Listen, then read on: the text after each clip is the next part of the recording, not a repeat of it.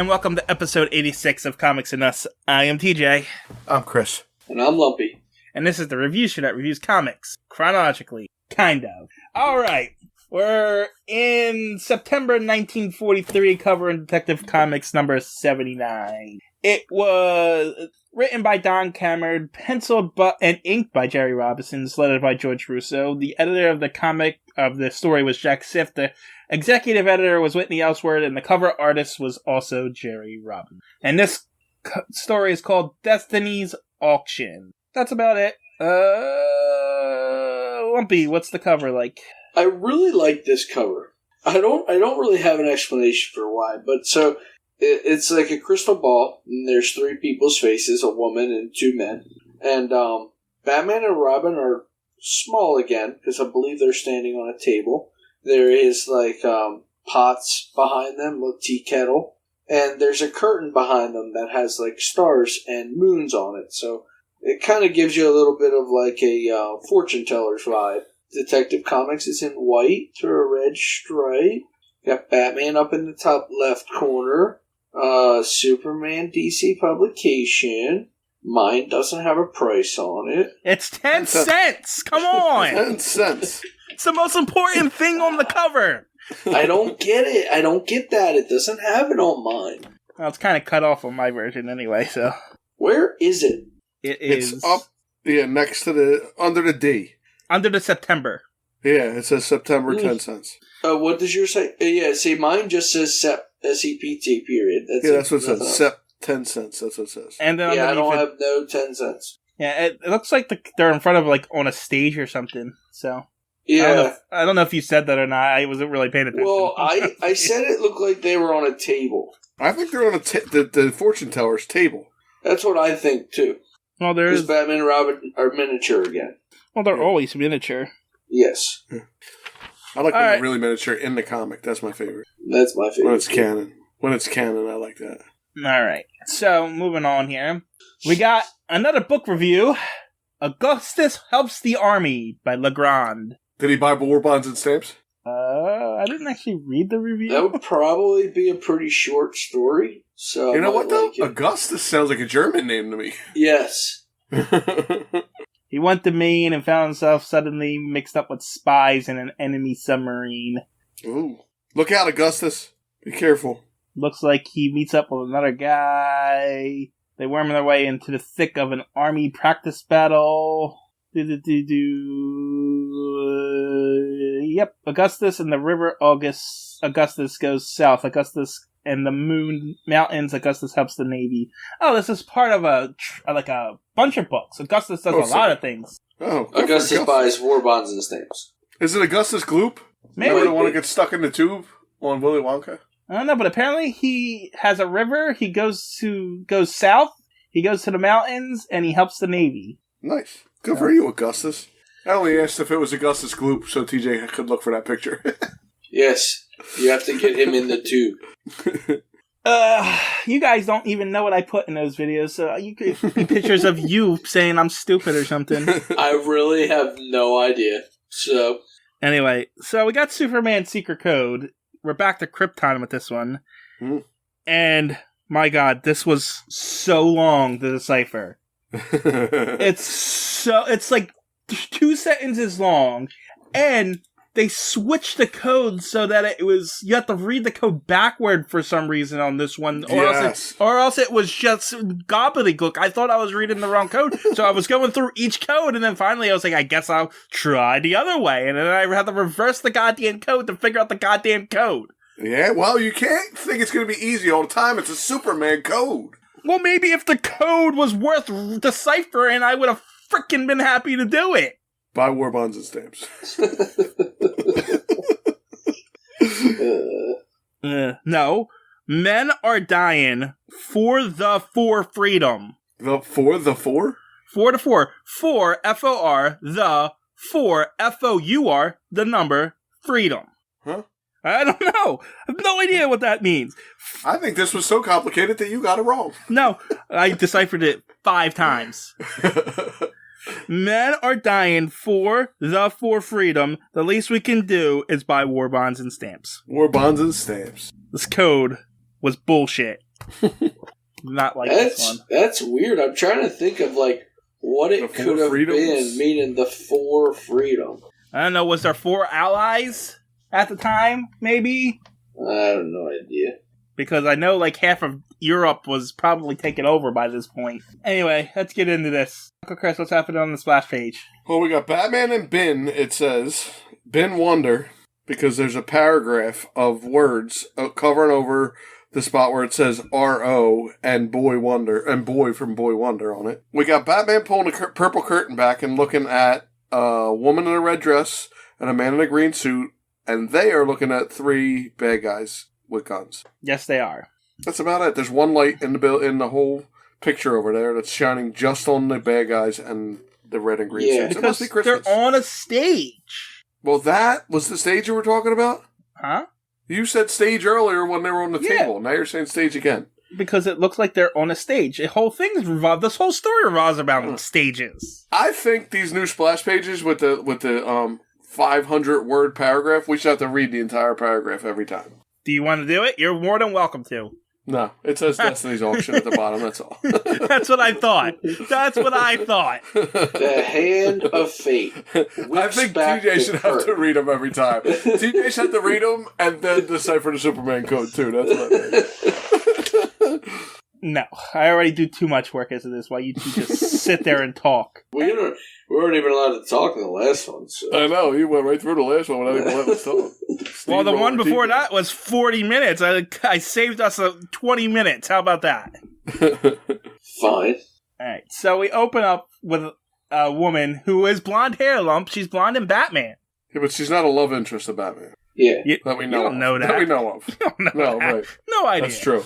I mean, how it turns up in the end, she might very well be. True. She might become one. I'll give you that. Yeah. But she's not right now. Anyway, this girl, Judy, I think. Joan. No, that was the last one. No, that was the one. That was Flash. Oh, never mind. This is Judy. Judy O'Cashin. Joan was Jay Garrick's love interest. Okay. This is a nice Irish girl. O'Cassin. Sure.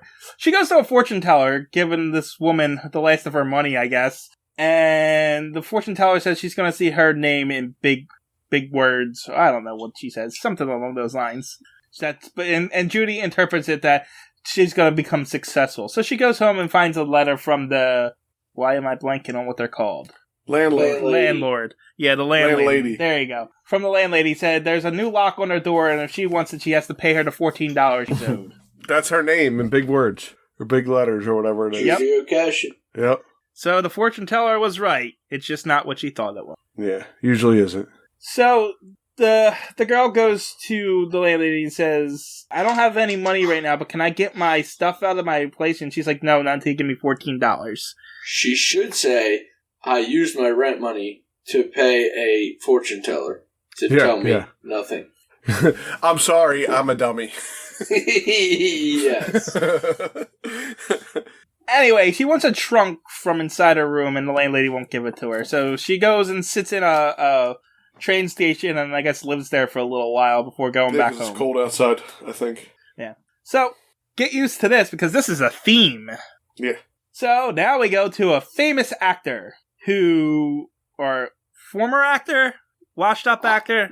Yeah, I'm confused by this, but yeah, the critics are saying he's too old and he wants to know if he's going to make a comeback. And the fortune teller says that he'll be cast in a new role, which will overshadow who he is now. And he's like, oh yeah, I'm going to make you come back after all these years. And then he's hit by a car and has amnesia because you see. That's his new role. Yep. So here's my question for that. When he's in the hospital, they don't know who he is. Yeah, I know. I was confused too. So is he a famous actor or not? No, I get it that he doesn't know. That's fine, that part of the story. But they are calling him basically John Doe because no one knows who he is. Well, back then only rich people saw movies, so maybe he's in a poor neighborhood. He doesn't know. Are doctors rich back then? Probably. Shut up. Don't say that.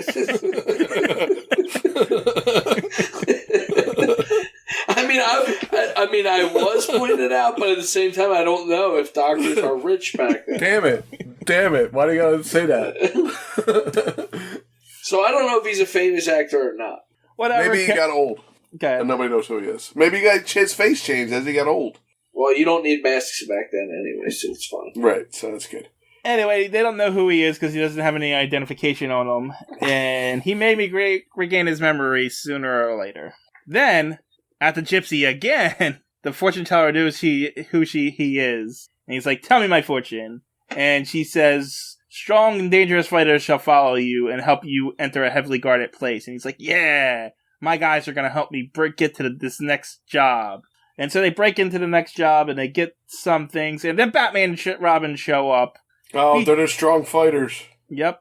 They beat him up. What's his name? Forget his name. Pete Ransom. Pete Ransom is sentenced and he goes to jail. And the prophecy comes true because Batman and Robin helped him get into a highly secure place, which is prison. Oh, yeah. And then a year passes because I guess armed breaking and entering and robbery is only a year sentence in 1943. And Bruce wakes up Dick really early in the morning and says, get up, we gotta go follow this criminal. How come he's not laying next to him, just shaking him? Come on, Dick, let's go. He did, yeah, Bruce rolled over and woke up Dick. And so, they don't get dressed as Batman and Robin, they go out as Bruce and Dick, and they go to the penitentiary because Ransom Pete is getting out of prison today. I don't know if he's on parole or whatever. They also go out as Bruce and Pee Wee Herman is who they go out as, because Robin's got a green suit with a bow tie on.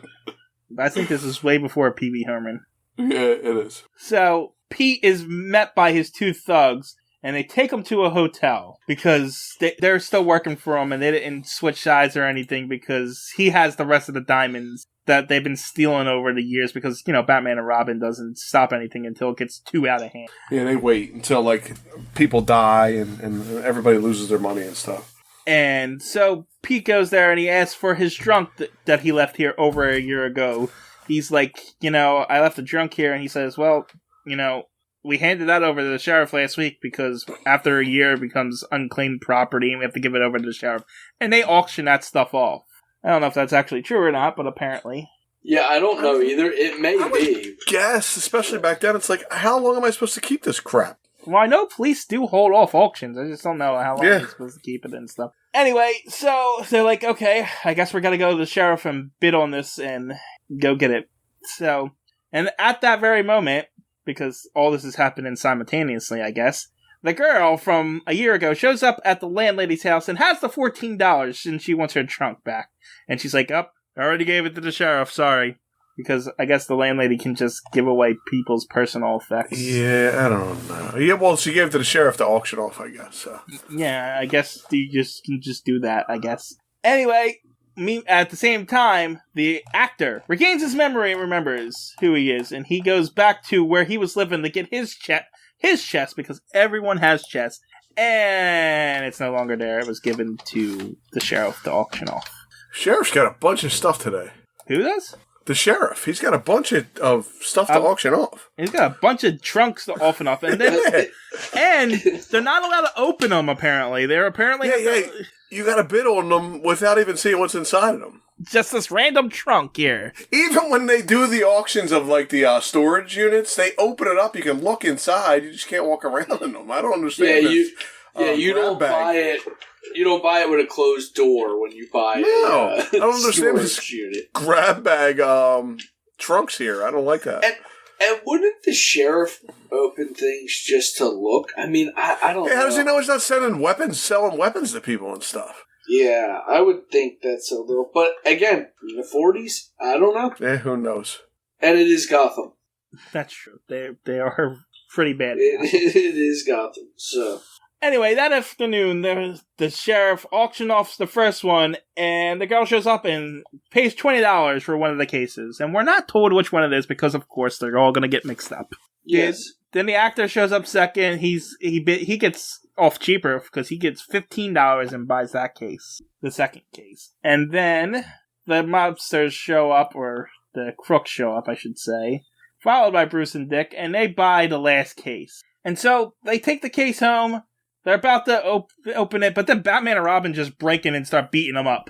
And they open the case, and it's full of props. And they're like, Robin's like, should we arrest them? They're like, no, we actually broke in here. They bought that case legally, and there's no crime here. Yeah, they should call the cops on us right now. They're like, we came in and did stuff that we weren't supposed to do. We came in, we beat these guys up, and Yeah.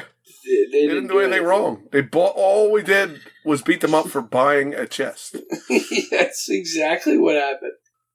But what makes it even worse is now Batman's technically deputized as like a cop at this point. He's recognized as part of the police force. Yeah. And they just like say, "Hey, I'm charging Batman with assault here, or I'm suing the police department." Yes. Anyway, they're like, so we cut over to the actor guy because Batman and Robin go to him next because they know he was there too because his name was on the trunk. So they go to him thinking he has it. And when they open it up, it's got a script from some guy, some famous guy, I guess, and a bunch of women's stuff in it. And so they're like, oh, it must be the girl. The girl's name, Judy's, is in that case. And so it must be there. But the crooks use the actors' disguises to follow Batman and Robin, world's greatest detective, by the way, and listen in on their conversation to find out that Judy has diamonds. And so she... Wait, I love their disguises. Go ahead. So the one guy is wearing, like, I guess it's a beard, and it has sideburns, but the sideburns don't cover, like, up. They're under his ears, and the beard is... And then the other guy has a pink and white hat with a giant mustache, and I really like that outfit. It's really cool looking. I don't know what the other guy is wearing. He doesn't really look any different. He looks like Vincent Price. Yes, he does. He looks like Vincent Price. Their costumes are stupid, and Batman's stupid for not realizing who they were. Yes. It's the same three guys you just beat up. Yeah. Anyway, Judy opens the case, and she finds $1 million in diamonds. And she's like, oh. And then she gets hit in the back of the head, and the crooks get the diamonds back. Batman and Robin show up with the actor for some reason. I don't know why he tagged along. Maybe for his trunk? Yeah, but his trunk was... Yeah, right. Why would they go to her house? Yeah, I don't know that. Anyway, the crooks don't want any witnesses, so they throw the unconscious Judy out a window. Batman swings up and catches her before she falls. And she explains what happens to Batman. And Batman says, we gotta get them because we gotta make sure these guys go to jail and get the electric chair. Because, Batman still has that... Make sure people die, yeah. He still wants these people dead. He just can't do it himself anymore. Right. He can't do it himself, so he really, really wants to see them get the electric chair. Because apparently during one of the diamond heists, they killed a guard or something like that. Yes, that's how they got the diamonds. They did kill a guard. And so the actor sees the bad guys trying to walk away in the disguise. He says, hey, those are my disguises. And Batman says, hey, they're trying to play a joke on me. And so he goes over and punches a guy in the face. Now, in this panel, what's your comics look like? Wait, the one where Batman punches the guy's beard off. Okay, so the guy looks like he dropped a camera or a bag or something? The bag of diamonds. And there's like blood squirting out of the top of his head on mine. Yeah, that's what I got too. His looks like he's bleeding. And Batman's in purple, by the way. And he's purple, yeah, on mine too. It's purple, yeah. Alright, mine is totally different than yours. That's what I figured, that's why I'm asking. Yeah, no, he's in so Batman looks normal color. The guy in the checkered suit is just, it almost looks like the string snapped on the beard. That's what it looks like here. But his head is surrounded by blood. It looks like Batman exploded blood around his top of his head. Yeah. Yeah, see, mine doesn't look that way at all. Mine's just black. There's no blood at all on mine. I'll send it to you. Anyway, so they beat up the guys, they run away, Batman trips them into a pot, they arrest them, and I guess he gets the electric chair. But we're not done yet. I think he does get the electric chair, too. What? I think they do get the electric chair. No. Batman didn't murder him. No, he didn't murder him. The state of Gotham murdered him. Wow, Lumpy, yours is nice and clean. Ours is pretty crappy. Anyway, so, but we're not done yet. So the character actor says, this is a great script. And she's like, yeah, the guy wrote it for me, but no one will take it as me as the lead actor. And so Batman's like, I know someone who'd do it. And so Bruce Wayne produces a play, I guess. I guess he's a play producer now. Well, he just throws his money everywhere. Yeah. And so she puts on the play. She's like famous. She did really good. I guess everyone likes her. I guess she's a really good actor. And I guess the washed up actor is there too, and he's in the play or whatever. And Bruce is, like responsible for all this. So yeah, he's the big hero all around. Right. And so he makes the actor makes a comeback, and then Dick and Bruce walk by the fortune tellers. So they say, hey, this is the fortune teller all those people were talking about. They go in, and the lady says, I can't predict your future because you two are fate itself because, stupid reasons. And they're like, yeah, okay, whatever, and they leave. The end. Yeah, that was the end. I like this story. I like the way they tie. I know it was a little bit like wonky at a couple points where they're like, I do like how they tied one everything together and stuff though. But I liked how it was done. I did enjoy it. Yeah, it was just it's a classic story archetype thing. It was very predictable, but it... Yeah, exactly. You knew what was coming. You knew who was going to have which briefcase. You just needed to know who had the first briefcase. And you knew how it was going to play out. Yeah. I mean, the only real twist is that Bruce Wayne decided to produce this play at the end. that was the big plot twist. But, I mean, it was alright. It was much better than the last couple we read, so... It was. Yeah, it really was. At least the last one. At least the last one. It was better. This is a very average Batman story, but it wasn't bad. I liked average. It. Yeah. So, featured characters, Batman. Supporting characters, Robin. Antagonist, Diamond Pete Ransom. That's a good name, Diamond Pete Ransom. It's too bad he's dead now. It just says single appearance. It doesn't say died. Well, because he got the electric chair. Yeah, maybe he escaped. But it doesn't say he died. Because he didn't die in the comic. He died in the electric chair much later. Other characters. These are all single appearances. Madame Caligra, Judy O'Cason, Tremaine Wentworth, and Mrs. Midge. So the fortune teller is pointless, then. She plays no role in this whatsoever. She just is there to screw with people. They could have done the whole story without the fortune teller, yes. Yeah, exactly. Yeah, it's just a pointless addition just to say, ooh, Batman and Robin, or players of fate here. Yeah, but at the end, they're like, they go to her, and they're like, do you think she knows we're Batman and Robin? I kind of like the fortune teller thing, though.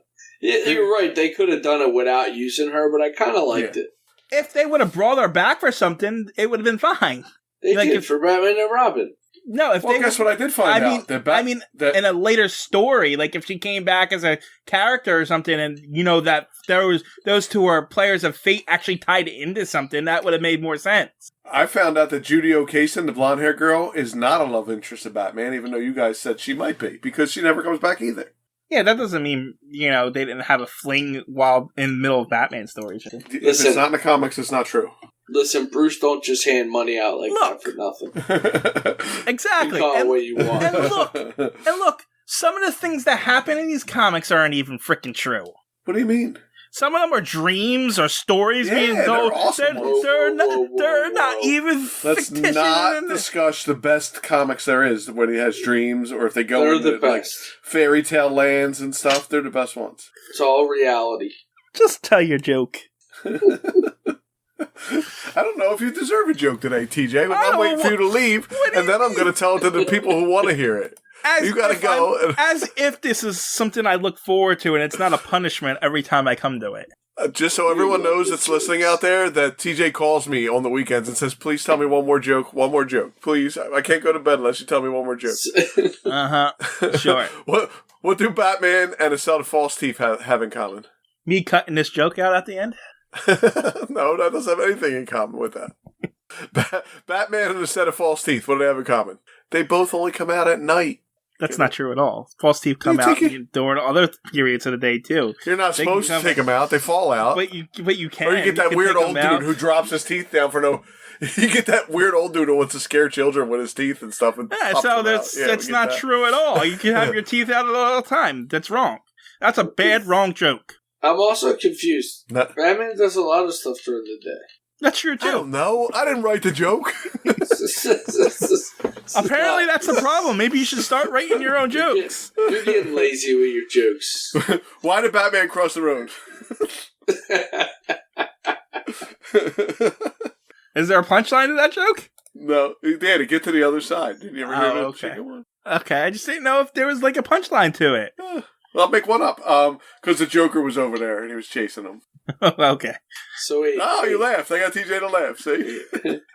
16 something follows Batman into a bar. Oh, 16 sodium atoms walk into a bar followed by Batman. Now cut. Figure that one out.